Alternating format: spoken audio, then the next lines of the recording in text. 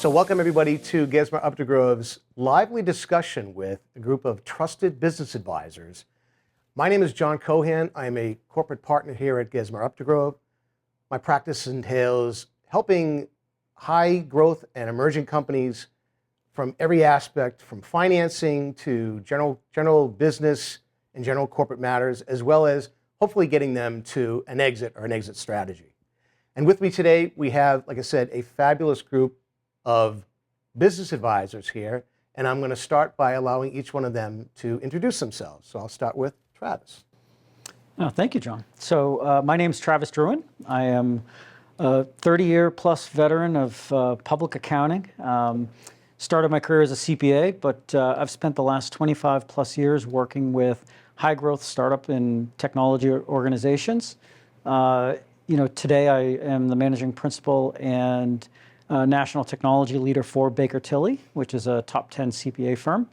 But despite my national responsibilities, I spent a lot of time, particularly in the Boston and local ecosystem, with early high growth companies and founders and entrepreneurs, and really just trying to help drive them to success. I'm Macris. I'm the managing partner of Fragomen, Bernsen, and Loewy's Boston office. We are an exclusively immigration-focused law firm. So what that means is we focus on facilitating the movement of resources all around the world. We provide immigration services and support in over 170 countries. I personally focus on U.S. inbound matters, and I've been at the firm for over 17 years. I'm Steve Snyder. I'm a partner of John's here at Gesmer Updegrove. Our focus is working with early stage, rapidly growing, scaling tech companies, not only here in New England, but throughout the US and with dozens of companies from around the world. My focus is working with clients on business challenges, not legal. And my background is having practiced law, having run a couple of software companies, and now being here at Gesmer creating value for clients. My name is Evan Macedo. I'm the Vice President of Finance and Operations for Sapers and Wallack. For over the last 94 years, we've been providing peace of mind in solving complex problems for both businesses and individuals. We do this by creating customized and creative solutions that look at all the financial aspects of a client's life cycle and tailoring those solutions for a very unique aspect just for them. Eric Solem, I'm the managing principal and president of Lee & Associates. We're a commercial real estate advisory firm founded 47 years ago and have been providing real estate solutions for companies locally, nationally, and internationally. Our tagline is international success and the local expertise. So we pride ourselves with having the local ability to take care of founders and high growth companies and really work with them to find solutions that lead to their long-term success. So I know each of you sort of professionally and certainly personally on different levels, and each one of you has really a lot of passion for what you do, right? To service clients and to be their advisor. I'm gonna ask Steve first, since Steve's my partner, so I'll jet to him first. What drives you to do so? What's that inner drive that you have that gives you such the ability to do it? For me, it's the drive of simply helping people, helping entrepreneurs, helping them grow their companies, and creating value. That's what this is all about. It's not, for me, it's not about practicing law, being at a law firm. It's about creating value and helping. That's great. Travis, you're kind of a household name, so we're going to ask you next. I don't know about that, but I appreciate that. You know, I mean, my answer is perhaps somewhat similar to what Steve just described, but, you know, I've long believed that, you know, in that old adage of, you know, the rising tides rises all boats, right? And so when, you know, I'm in market and I'm having conversations, meeting with founders, meeting with entrepreneurs about their business challenges, you know, what is it that I can do? Not necessarily about the services we provide. Great, I'd love the opportunity to be able to be their provider of whatever the accounting or tax or beyond that, right? Being able to help them understand, you know, there are other people in the market that are struggling with the same things, number one. Perhaps there are solutions that have already been found and help direct them in that way. But, you know, really just being able to help them find success right? I know that's going to yield value for their employees, right? It creates value in that context, creates shareholder value, creates perhaps value to our organization, but it's all of those things combined. And just getting up every day knowing that we can help entrepreneurs and business founders and executives work through those sorts of issues and challenges and really create that value with them, it's energizing. Yeah, There's no other way to say it. It's energizing. For me, I just really care about the people in our community. You know, we do a lot of advisory on their retirement plans, their executive benefits, and people are always trying to find ways to, how can I attract, retain, and reward my key employees? Or, you know, what are some cost containment strategies that we can put in to give us a little bit longer runway if maybe we're trying to do an M&A deal? Or I get this all the time, when can I retire? And it is such a phenomenal feeling to solve some of these problems, especially when it comes to someone's retirement, because one, you're giving them peace of mind, and two, you're giving them a plan that is going to change their life. And that is, it's really rewarding at the end of the day when your solutions match up with someone's problems and you can really kind of help take their life to the next level. So, Catherine, there's been a lot going on in the world, in your world, right? The practice of immigration. Talk to me a little bit about what sort of drives you, especially today with what's happening. I mean, it's got to be really topical for you. Absolutely is, and I think helping others is a common theme in this room today, absolutely. I mean, what I do is help facilitate the movement of resources across borders all around the world, right? So I get to play a very meaningful role in helping companies meet their business needs as well as people, individuals meet their personal goals too, right? It is extremely rewarding because essentially what that means is I'm helping people create lives in different cultures, and that's very exciting. Now, as you mentioned, it's particularly challenging today because global events, global developments are having a real worldwide impact. There are new administration in the U.S. as well as elsewhere in the world means that there are changes in the immigration landscape that are making the scenarios far more challenging, but that also makes that reward of getting people where they need to be when they need to be there that much more satisfying.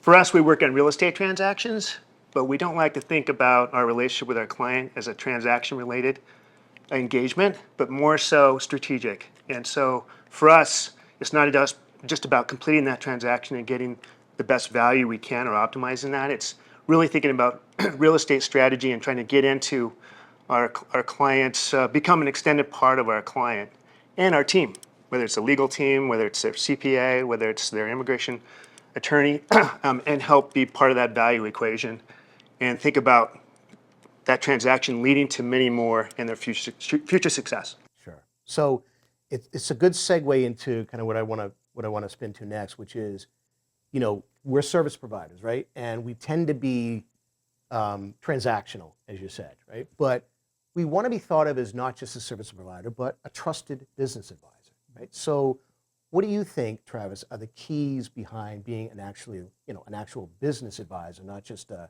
hey, I'm doing it transactionally, I'm vertically dealing with things? Yeah, I think the most important thing is listening first and foremost, right? You know, one of the things that we talk about, my partners and I, throughout the organization, right, we advocate the idea of being a value architect to our clients, right? And what does that value architect term really mean, right? It's about, number one, truly understanding what the nature of the business is, understanding that they've got a number of different challenges that are going to take up their time, their mind share in any given day. But if you can be a really good listener, right, and not think about, so as service providers, we're also thinking about how do we grow our business, how do we create the next sale, if you will. Sure. But that's not the fundamental driver. The driver is listening first and truly trying to understand what are their needs. And if we can do that first and foremost, the solutions that come out of those dialogues, those discussions, they just flow. Yeah, so listening is the key, right? You gotta pick up on what's being said and maybe what's not being said, right? Right, exactly. So, Steve, you've run companies before. You're not only you're a lawyer, but not practicing lawyer, right? You were a lawyer for a little while. He doesn't use the L word. He doesn't use the L word. I get that, right? But you were a business. You ran a couple of different businesses, and you were on the receiving end of that. So you have a really good sense of what a trusted business advisor is. In your view, Tell me what you think that is. Being a trusted business advisor, that's a person who, as Travis said, listens. This isn't about pitching a particular service, legal, accounting, real estate, benefits, immigration work. It's not about pitching anything. It's about truly listening to what the needs of the individual are, the CEO, the entrepreneur, the team, what are their needs, and how we can help. And when we listen to what their needs are, it may have nothing to do with legal, but if there's a need related to accounting or immigration work or benefits or real estate or something else, this is all about the common thread for all of us is our goal is to help and to make a difference in people's lives and their businesses. That's the common thread. And then Evan, so you're on, on the insurance side of things, but you're seeing, different verticals and different areas of need for your clients. I'm sure you have the ability to sort of broaden that, right? Because they're talking to you, they're telling you what all of their problems are. So tell me, from your perspective, a trusted business advisor, not only are you listening, but you're also trying to solve problems, right? On a day-to-day, hour-to-hour, minute-to-minute basis, I would imagine. Talk to me about some of your clients and what you're doing and how you're becoming more of a business advisor every day. And what I love to ask, this is my favorite question, is what keeps you up at night? I don't really want to hear about how is your benefit plan doing or your retirement plan, how is it running. I want to hear what are the big problems that are keeping you from sleeping at the end of the night. Those are the things that I want to make sure that we're looking at.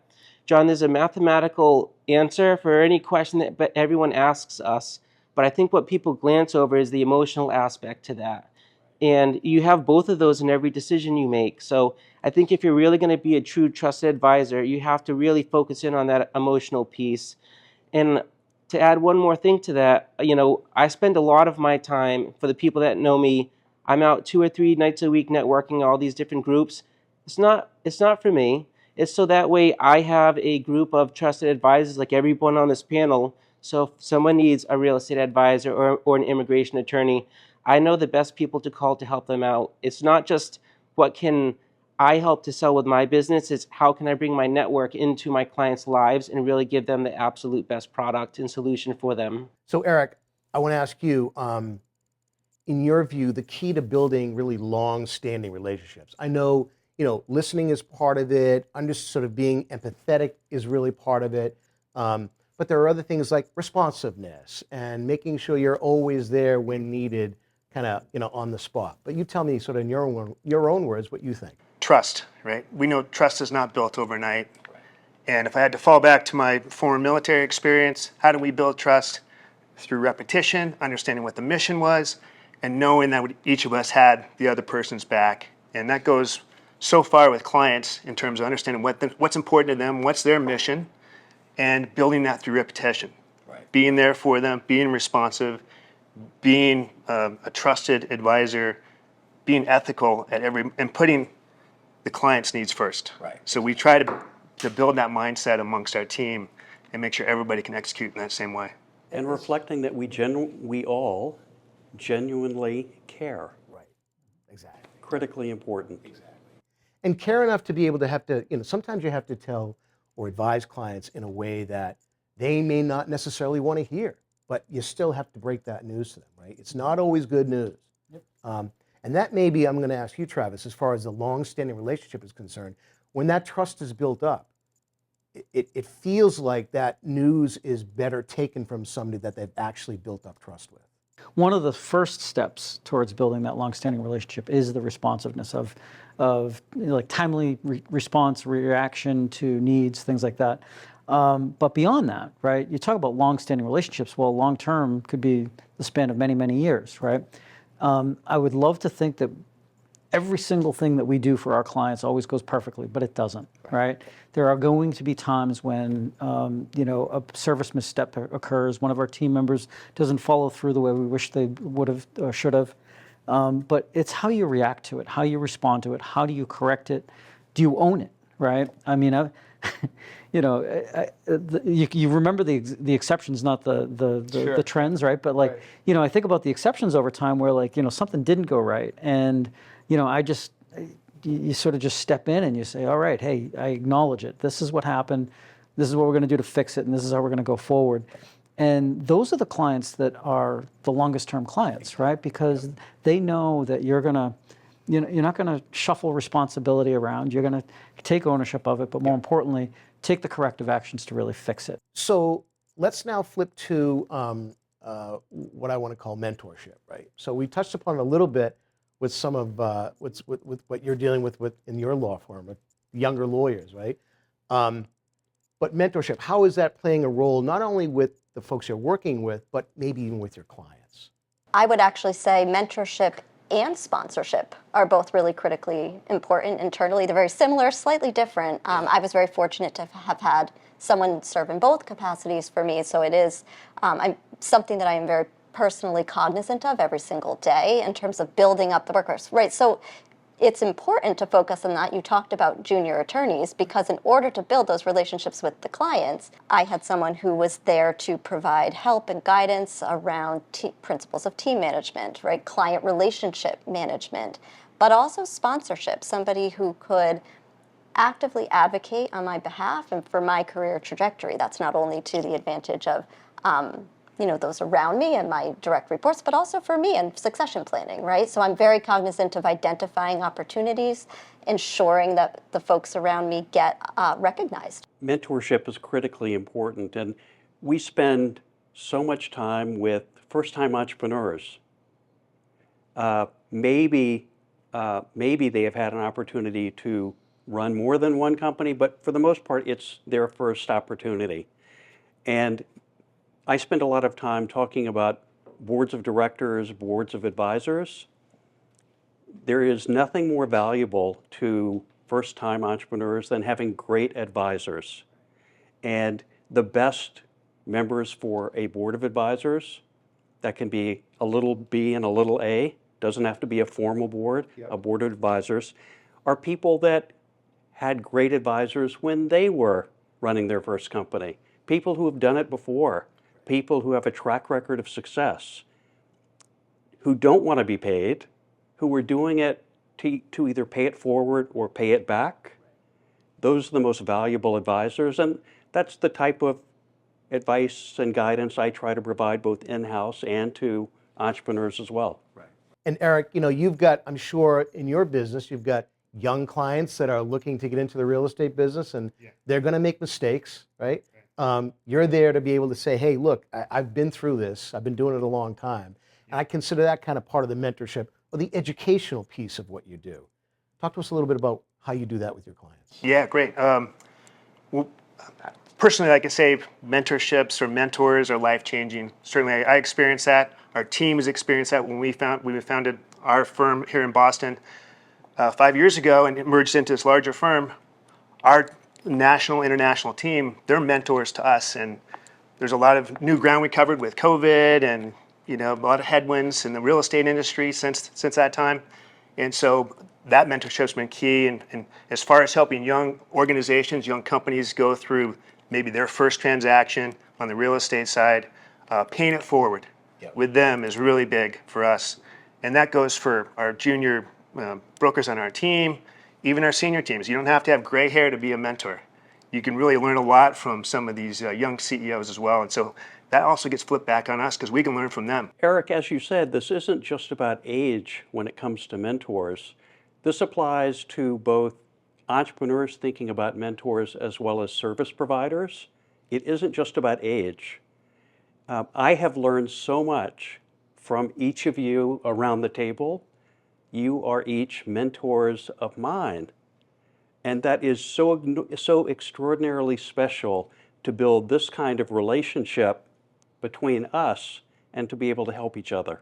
I've had a couple of pivotal career moments, some that I executed on and some that I didn't, but literally one of my very first phone calls, if not the first, was to you, because I'm looking to your experience and your guidance and your input on something that could have a life-changing impact on me, right? But That's just something that's been built up through time and experience and working together and building that trust. So mentors come in all sorts of forms, shapes, venues, experiences, whatever. But it's about figuring out who can help you along your path, right? And how can you help others do the same thing? But and I thank you for that, by the way. Goes back to relationships. So this next question that I have sort of on my mind is probably a tough one because you got to narrow it down. But the one best piece of advice that you have for entrepreneurs, Catherine, I'm going to start with you. I have to say advanced planning.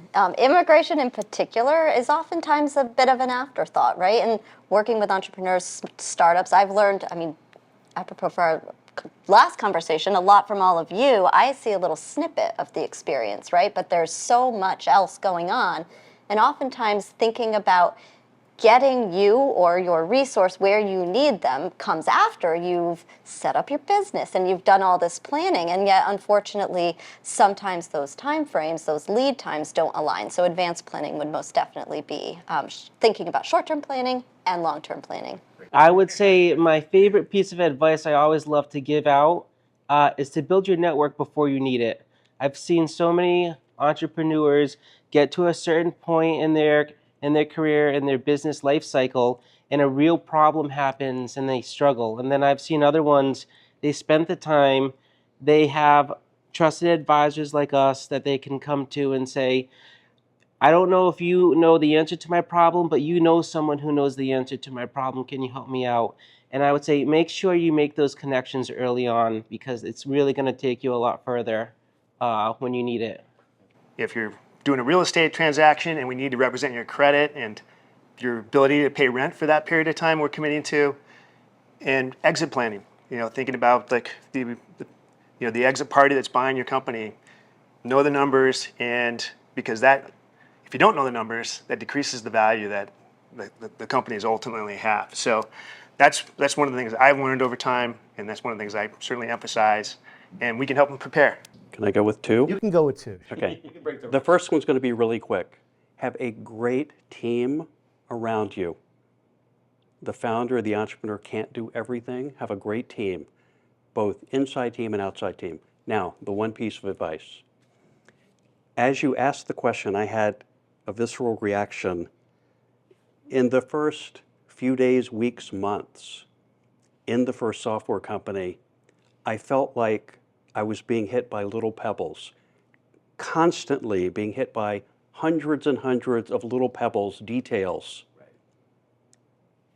And the best piece of advice is for entrepreneurs to focus on the big boulders, push away the little pebbles, delegate them, have other people take care of them, focus on the big boulders because that's what's most important. The thing that I talk about a lot with entrepreneurs is, especially those that are seeking to or have raised capital, be a good, like mentioned listening earlier, but be a good listener, but also understand how to develop that sort of innate skill that you're going to have to understand when you listen and utilize that advice, but when you listen and still know that the correct course of action is what you have sort of divined on your own or through other conversations, because, I particularly work a lot with venture-backed companies, right?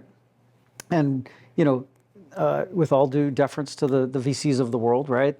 They'll profess to know what the right course of action is for their investment. And so the CEO will get a lot of input and sometimes very passionate input about what they think is the right answer. What the balance that exists there is you don't want to come across as a CEO or a founder that is unwilling to listen to that feedback, right? Because that's how you sort of, number one, won't even get an investment if that's how you're coming across. Going to listen to it but do something else anyway. You need to have a good rational and well thought out response to why that is. Yeah. And that's how you're going to build trust as an entrepreneur with your investor base, right? So that they don't look at you as someone who is simply ignoring anything and everything they have to offer in the way of feedback. Not easy. It takes time to do that, right? It takes a lot of preparation, and then sort of how do you execute upon that? It's right. not, not something that's always intuitive, right? So,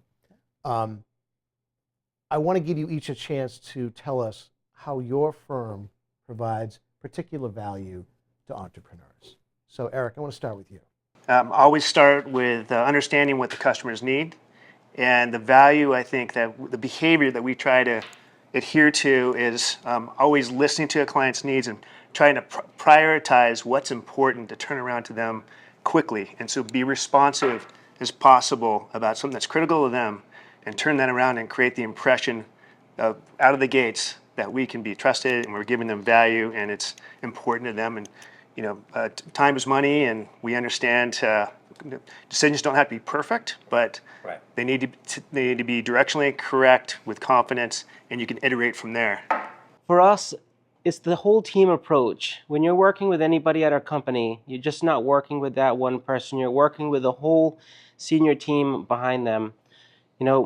Every week, all of our department heads, whether it's the corporate retirement advisory, executive benefits, group benefits, wealth management, sophisticated life insurance planning, we all get together every week just to discuss what's going on in every facet of the company, what's going on with our clients, and how can we really maximize what's going on for every client.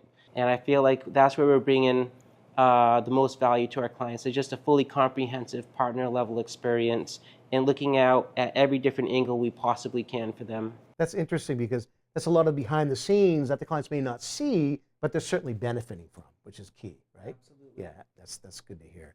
Catherine, how about you, your firm?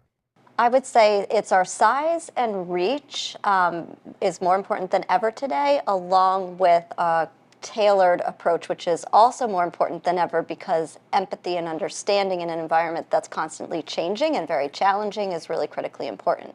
The size and the reach is really important today because I mentioned earlier, we provide immigration support in 170 countries, but what really makes us unique is that means we have we have more data than anyone else, but we also have the practical experience to identify these trends as they're emerging, and so that we can navigate and help folks get out of these complex scenarios that are, emerging, particularly where there's constant change and unpredictabilities. It's about creating the value to the teams that we're working directly with within organizations. So whether it's companies at very large scale like that or early stage companies where like the smallest thing, a piece of advice that we give might actually move the needle quite a bit for them.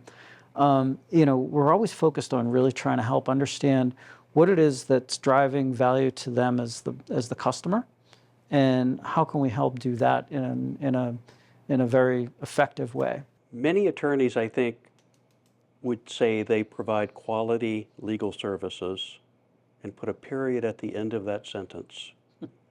We provide quality legal services with a very clear approach of providing quality business advice and guidance to help business owners succeed. It's those two things coupled that make us stand apart from others. That's great. So that's all the time we have for today. I want to thank my fabulous group of service providers, trusted advisors. Thank you for joining me. I know your time is very valuable, but we do appreciate you coming and talking with us, and certainly our viewers do as well. So thank you for joining us. We'll see you next time.